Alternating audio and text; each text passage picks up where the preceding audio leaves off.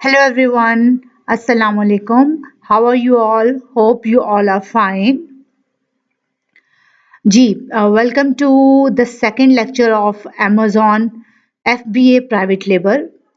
जैसे कि हमने अपने पहले लेक्चर प्रीवियस लेक्चर जो हमारा फर्स्ट लेक्चर था फ्रीलांसर इंट्रोडक्शन, उसमें हमने लास्ट में आपको ये बात बताई थी कि हम अपने अपकमिंग वीडियो में ईबीएल्स को डिस्कस करेंगे that what is a EBL budget और व्हाट इज़ अ ईबीएल।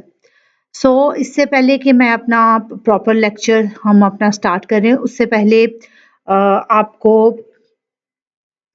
कुछ जो हमारा प्रीवियस लेक्चर था उसमें एक दो लोगों ने कुछ क्वेश्चंस थे, उनकी कुछ क्यूरीज थी जो उन्होंने सेंड की थी हमें और हमें कहा था कि हम उससे रिलेटेड उन्हें इंफॉर्मेशन दें। उसमें जो पहली थी वो थी एक क्वेश्चन आया था तारिक सईद जो थे उनकी तरफ से कि प्लीज़ आप बता दें that what are the also discuss the freelancer services क्या होती हैं, वो भी आप प्लीज़ काइंडली उससे उन्हें भी डिस्कस करें। तो हमने ये थोड़ा सा ऐड किया है, एक ये और एक और क्वेश्चन था जिसमें उन्होंने पूछा था कि जो प्रोसेस हमने बताया था अपने पहले वीडियो में कि किस तरह से अमेज़न सेलर जो-सा है वो प्रोसेस काम करता है, उसे थोड़ा-सा एलैबोरेट करते हैं। तो सबसे पहले हम आपको बताएँगे list of some Amazon freelancer services. तो सबसे पहले सर्विसेज़ जो ये वो सर्विसेज़ हैं जो आप प्रोवाइड कर सकते हैं एज़ ए अमेज़न फ्रीलांसर लोगों को। जिसमें सबसे पहले है सेलर अकाउंट मैनेजमेंट। आप सेलर अकाउंट मैनेजमेंट यानी कि ए टू ज़ी किसी का भी सेलर अकाउंट मैनेजमेंट आप ऑपरेट करते हैं, हैंडल करते हैं। इसमें ए to Zee her cheese cover होती है। ये आप सर्विस ऑफ़र कर सकते हैं किसी को। उसके बाद है प्रोडक्ट हंटिंग। आप लोग चाहें तो seller account management A to Z आप ये सर्विस भी पूरी ए टू ज़ी सब कुछ हैंडल कर सकते हैं।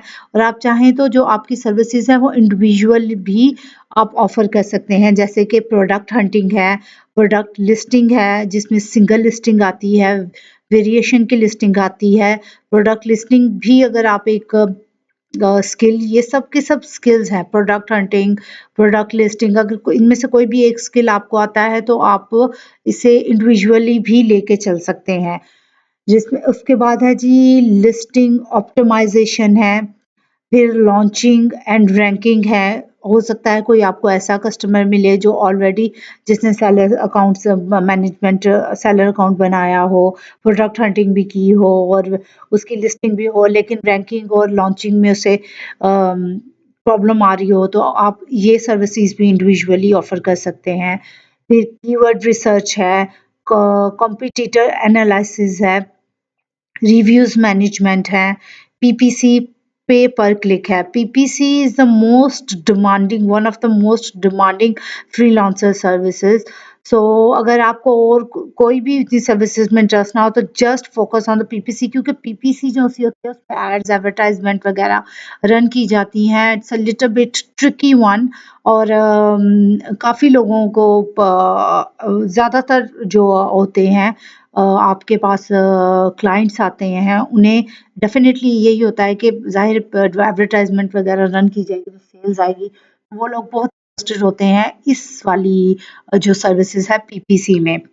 और अगर हम नेक्स्ट बात करें तो इमेजेस डिज़ाइनिंग होती है, फिर उसके बाद कूपन्स एंड प्रमोशन क्रिएशन होती है। फॉर एग्ज़ाम्पल अगर किसी की सेल्स वग़ैरह नहीं आ रही तो उसमें कूपन्स क्या ऐड कर सकते हैं, प्रमोशंस आप किस तरह से ऐड करके आप सेल्स को अपग्रेड कर सकते हैं या सेल्स अपनी इंक्रीज़ कर सकते हैं। इसके बाद एफबीएम ऑर्डर्स मैनेजमेंट होता है जी, क्रिएटिंग एफबीए शिपमेंट्स होती हैं, मी टू लिस्टिंग होती हैं, लिस्टिंग एरर फिक्सिंग होती है, यानी कि सब कुछ हुआ होता है, सब कुछ आ रहा होता है, लेकिन चूँकि उन्हें सेल नहीं आ रही होती तो आपको ए टू ज़ेड चेक करना पड़ेगा और मोस्टली में लिस्टिंग एरर होते हैं, तो वो आप फिक्स कर दें।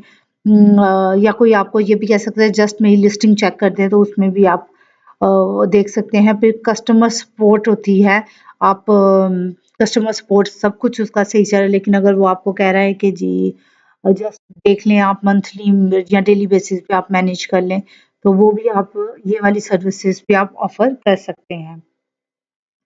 जी, ये तो थी फ्रीलांसर सर्विसेज के एक क्वेश्चन हमें आया था, क्यूरी आया था कि हमने how selling on Amazon works in FBA, जो हमने लास्ट लेक्चर में डिस्कस किया था, इसके पॉइंट्स बताए थे कि ये किस तरह से काम करता है, इसे थोड़ा-सा एलैबोरेट करके बताएँ। तो ये है जी, इस तरह से आपके सामने ये पिक्चर है, आप देख सकते हैं। सबसे पहले you send products to Amazon, इसका थोड़ा-सा बेसिक मैं आपको ईज़ी वर्ड्स में आपको कह दूँगी कि देखिए, सबसे पहले आप अपनी प्रोडक्शंस है वो अमेज़न वेयरहाउस में भेजते हैं। फॉर एग्ज़ाम्पल आप देख लें कि हम एक एग्ज़ाम्पल लेते हैं कि अगर आपको एक ऑर्डर आया है यूएसए से, आपने प्रोडक्ट लगा दिया, आपने लिस्टिंग करके सब कुछ अमेज़न पे अपनी प्रोडक्ट आपने डिस्प्ले कर दी और आपको यूएसए से यूएसए प्लेस मार्केट से आपको एक ऑर्डर आया, तो आप क्या करेंगे, आप अपनी जो आपकी प्रोडक्ट है वो वहाँ के वेयरहाउस में, जहाँ का अमेरिका का जो वेयरहाउस है, जिस स्टेट से आपको ऑर्डर आया है, आप वहाँ पे अपनी प्रोडक्ट्स भेजेंगे।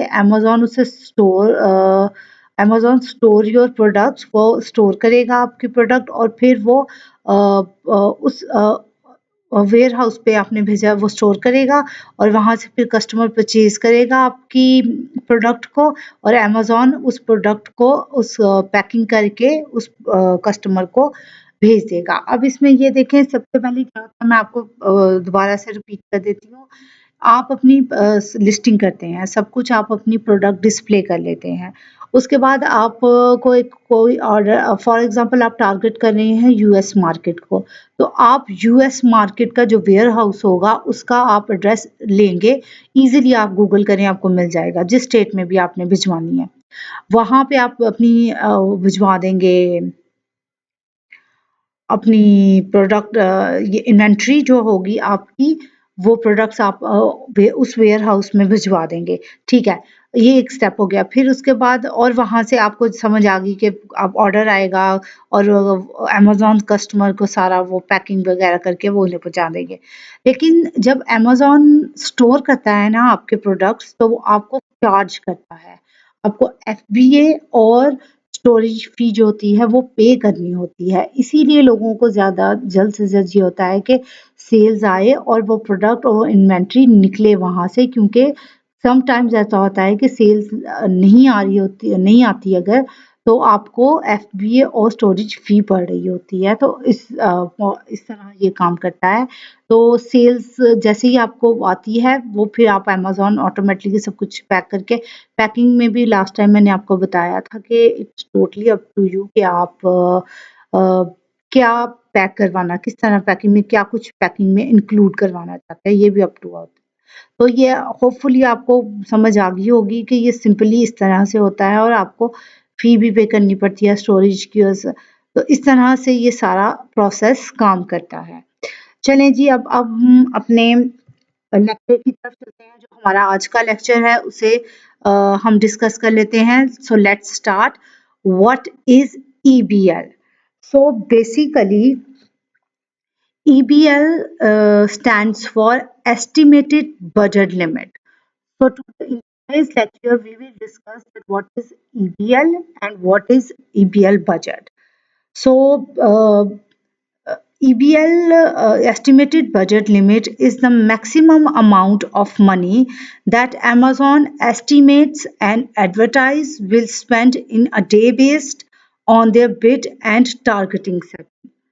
Creating your Amazon account from Pakistan and launching on it within low budget.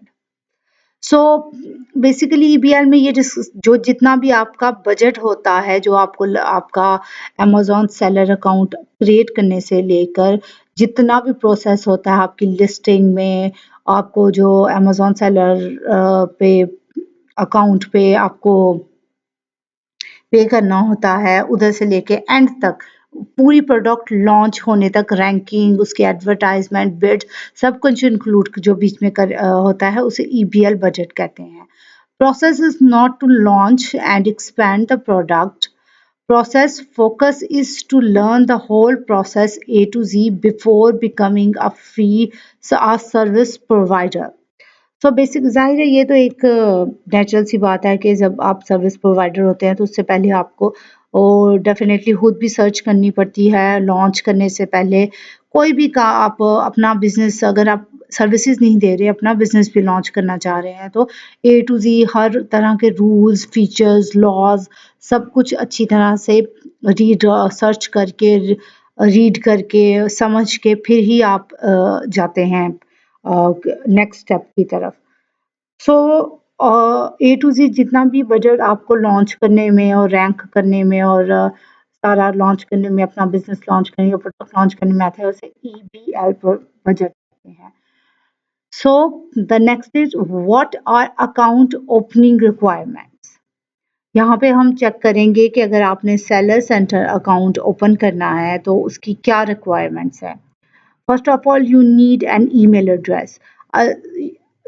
Then you need a Pakistani phone number or any country of phone number just you want. अभी चूंकि हम स्पेसिफिक पाकिस्तान की बात कर रहे हैं तो लेकिन अगर आप किसी और कंट्री से हैं तो डेफिनेटली आपको वहाँ का फ़ोन नंबर चाहिए होगा। Pakistan CNIC or passport scanned high quality edges should be visible.